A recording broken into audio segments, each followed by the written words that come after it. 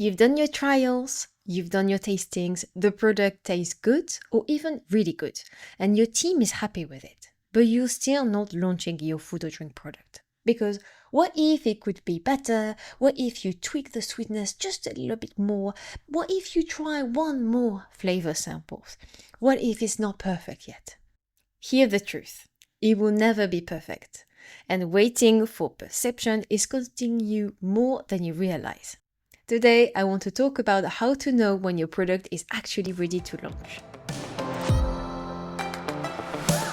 If you want to create food or drink products that actually taste amazing, get the repeat purchases and see your sales go up, you need a flavor strategy. I'm Manon Galizzi, food scientist and flavor expert, and in this podcast, I share what I've learned from helping food and drink brands create new products from scratch, choose the right flavor direction, or fix the flavors that are not working. Because I see food and drink brands getting stuck in the trap all the time, and is keeping great product off the shelf. So let me tell you a story about a client I worked with recently. We've been working together for months on their product. We've gone through the trials, we've done hundreds of tastings. We identified the flavors North Star, what I call their flavor North Star. So we matched the product to that benchmark. The product tasted really good, the team signed off the samples, they signed off the scale-up process and product as well. But the founder kept hesitating. They kept saying, I think it's too sweet. Can we reduce the sweetness a bit more? So we did another round, reduced the sweetness, tasted again. I think it's a bit still too sweet. Another round, more adjustments. And at this point, I had to stop and ask them a question. Why do you think it's too sweet? They said, because when I taste it, it's too sweet for me. I wouldn't drink this every day. And that's when I realized what was happening. They were judging the product based on their own personal preferences, not based on the strategy we agreed on, not based on their target consumers, based on what they personally liked. So I asked them, does this product match the benchmark we identified at the start, the one you say was the flavor profile you wanted to go for? Tasted their product again, tasted the benchmark. Yes, it admitted it was a match. So I said, so the sweetness level is where we agreed it should be? They replied, yes, but I still personally think it's too sweet. And this is where I had to be very direct with them. Your job isn't to create a product that you love. Your job is to create a product that your target consumers will love. And those are not the same thing. This happens so often with food and drink brands, and I totally understand why. You invested so much time, so much money, so much energy in this product. You want it to be perfect, of course. But here's the thing, you're not your target consumer. Maybe you prefer less sweet product, but your target consumer prefers sweeter product. Maybe you like intense flavors, but your target consumer prefers something that is milder. Maybe you think that your product is too thick, but actually your target consumers like the texture the way it is. And if you keep adjusting the product based on your personal preferences rather than your target consumer preferences, you're going to end up with a product that you love, but no one else does. So the question isn't, do I personally love this product? The question is, does this product match what my target consumers expect and want? So with my clients, I walk them through the checklist we agreed on at the start of the project. Does the product match your North Star, the benchmark you identified? The answer was yes. Does it match what you promised to your consumers, a plant-based chocolate drink that tasted indulgent? Yes. Are the flavors recognizable? Can you taste the chocolate? Yes. Are the flavors balanced? Is anything too strong or too weak? No, it's balanced. Does this match the expectation of your target consumers, based on the market research and the benchmark product they already buy? Yes. So based on all of that, the product is ready to launch. So you can imagine my client's response was, but I still think it's too sweet for me personally. And I said, that's fine. You don't have to drink it every day, but your target consumers will. And that was the moment it clicked for them. They realized they've been holding the product back because of their own personal taste, not because the product wasn't ready. They launched the product performed so well they were out of stock in few weeks. And you know what? Some customers indeed said it was a bit too sweet for them, but some customers actually said they wish it was sweeter. Because the reality is you can't please everyone, and that's okay. Here's something else I always tell my clients. You will need to tweak your product after launch anyway. I know that sounds frustrating. You want to get it perfect before you launch.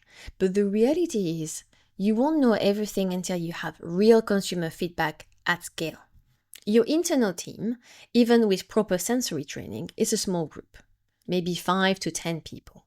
Even if you do consumer tasting before launch, you're tasting with what? 20, 30, 50, maybe 100 if you're lucky. But once you launch, you're getting feedback from, hopefully, thousands of customers. And that feedback is going to tell you things your internal team never could. Maybe you thought the strawberry flavor was perfect, but consumers wanted it stronger. Maybe you thought the texture was great, but consumers found it a bit too thick. Maybe you didn't realize the product settles in the bottle and consumers are getting inconsistent experiences. You can't predict all of that before launch. You learn it after launch. So the approach I always recommend is launch and learn. Get the product to a place where it matches your strategy, it matches your target consumer's expectation, is consistently good. Then launch. Then listen to your target consumers. Then iterate. Planning to tweak your product 3 to 6 months after launch is normal. It actually is smart. That's how you create products that really connect with your target consumers. But if you wait to launch until you think it's absolutely perfect and will never need any changes, you'll be waiting forever. And here is the other thing you need to accept. You cannot please everyone. Some people will think your product is too sweet, some people will think your product is not sweet enough, some people will love the texture, some people will hate the texture. And yes, that means some people won't like it. And that's fine. They are not your target consumers anyway. I see this all the time where a brand will get one piece of a negative feedback and panic. Someone said our product is too sweet, we need to reformulate immediately. But when you look at the data, and 95% of customers love the sweetness level, it's just that one person doesn't. And that's probably all the target consumers anyway. So you can't let one voice or even few voices derail your strategy. You need to look at the overall feedback, look at the patterns, and make strategic decisions based on that, not based on individual preferences. So how do you actually know when your product is ready to launch, you may ask? Here's the checklist I use with my clients. Question number 1. Does your product match your North Star? So what I call the North Star is the benchmark product you identified at the beginning. The flavor profile you agree was right for your brand, your product, and your target consumers. If it doesn't match that benchmark product, you're not ready. You need to keep working on it, or maybe revisit the benchmark product and your North Star. But if it does match, then you are on the right track. Question number 2, does your product match what you promised your consumers? If you're positioning your product as indulgent and premium, does it taste indulgent and premium? If your positioning is as light and refreshing, does it taste light and refreshing? There needs to be alignment between what you're telling your customer to expect and what they actually experience. Question number 3, are the flavors recognizable? If you're saying strawberry, can people actually taste that strawberry? If you're saying it's supposed to taste like chocolate, can people taste chocolate? It sounds obvious, right? I've tasted product where the flavor is so weak or it was so masked by off note of the base that you couldn't actually tell what it was supposed to be. 4th question, are the flavors balanced? Is anything too strong or too weak? Are they off note that are dominating everything else? Is the sweetness overpowering the flavor? Is the saltiness overpowering the flavor? Etc. etc. Balance is key. And if you're training your team on objective tasting, they should be able to identify if something is out of balance. Question number 5, does this match the expectations of your target consumers? Not your expectations, your target consumers' expectations. Based on the market research you've done, the benchmark product that already buy and you identified, the flavor profile that they already enjoy.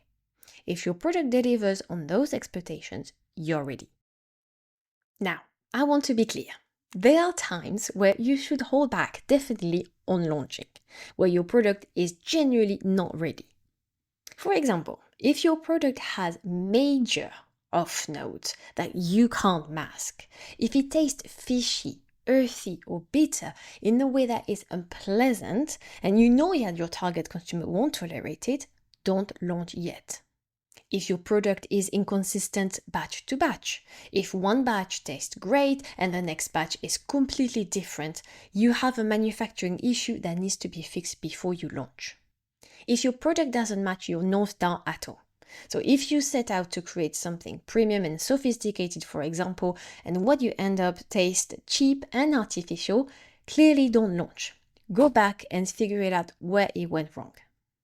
And another example, if your team is still saying something is off, but we can't really pinpoint what it is, then you need to do more work. Because if you can't articulate what's wrong, then you can't fix it. And if you launch it anyway, customers will also feel that something is off, even if they can't articulate it either. So I'm not saying launch products that are not ready. I'm saying don't hold back products that are actually ready just because they are not perfect according to your personal taste.